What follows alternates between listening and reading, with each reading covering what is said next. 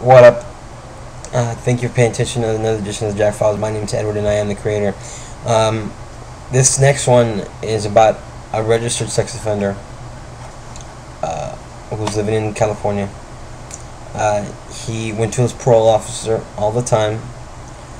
He wore a GPS locator bracelet, and he was visited in his home by his parole officer all the time, unexpected. So he wouldn't have time to cover anything up.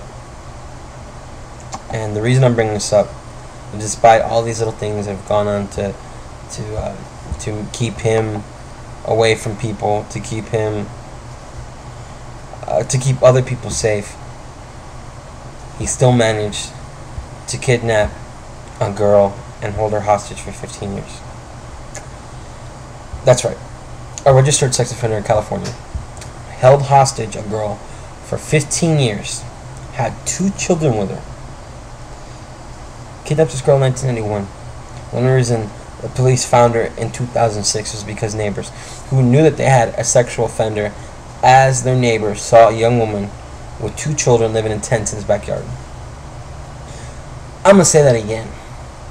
His neighbors who knew they had a sexual offender as a neighbor saw that a young woman with 2 children living out of tents in his backyard. I don't know about you, but I'm fucking outraged.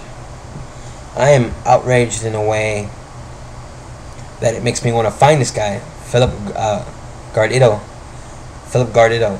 and kill him. I hope he gets shanked in prison. Now, I said he was a registered sex offender. Let me give you a little history about this guy. He was convicted in 1977 and sentenced to 15 years in Leavenworth Federal Prison in Kansas for 50 years. Through some technicalities, was able to get his sentence down from 50 years to 25. That's 8 years. 8 years he would have to serve before he was eligible for probation. Not only that, he also was convicted in the state of Nevada for rape and sentenced to 5 years to life. Let me say that again. 5 years to life.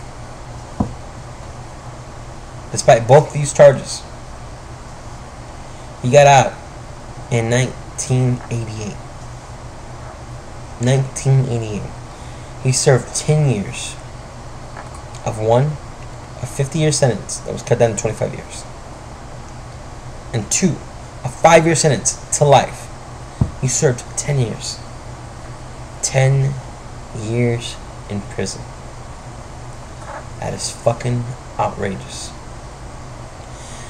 One part of his defense was that he wrote a judge and told him because he was on LSD and a very cornucopia of psychokinetic drugs, hallucinogenics, he was unaware of what he was doing, and because he was in prison, he would be able to go to rehab and give himself a chance to change his life. Bullshit. You're a registered sex offender who got those many years. You shouldn't be able to turn around and say, "Look, judge, I'm sorry, my bad, I was smoking weed, I fucked up, I raped a girl." No. There's no drugs in the world that can be blamed for what you did. I don't care what happened. This cocksucker should have been forced to serve every single day of that time. But he didn't. And because he didn't, in 1991, he was able to kidnap a young girl and hold her hostage for 15 years. I'm going to let that sink in. 15 years. He held this girl hostage.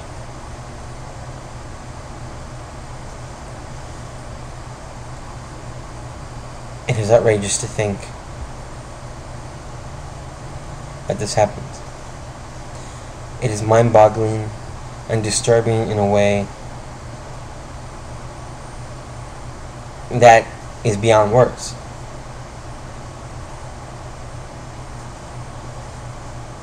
It makes us realize that we have to fix our legal system. And more importantly, I think the state of California should stop spending $500 million. I went a little overboard. I'm sorry. $500 million a year for GPS locators for 6,600 sexual offenders. They should just turn around and spend that money on more police officers. Let's break it down. The average police officer in California makes between $40,000 and $50,000 a year. That's a lot of cops. Even if we just pay them $40,000 a year, that's a lot of motherfucking cops they could have on the street who actually watch these cocksuckers and keep them from committing more crimes. But you're saying, they're GPS locators. They can tell you where they went. Unless somebody sits there and looks through 24 hours of actual computer readouts to find out where he's been, you can't really tell. More importantly, who knows how long it is before somebody actually looks at the specific file and actually tells you, hey, this is where that cocksucker went. You never know. And that's the problem. You never know. And that's the dangerous thing. I mean, it leaves you to wonder, at least me, what the hell is going on? It leaves me to wonder that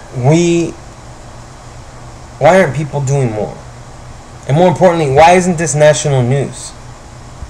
Why isn't this on the lips and minds of so many people?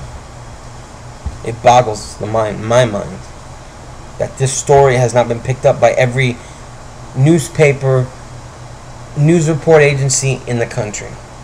That a registered sex offender was able to commit a horrendous crime.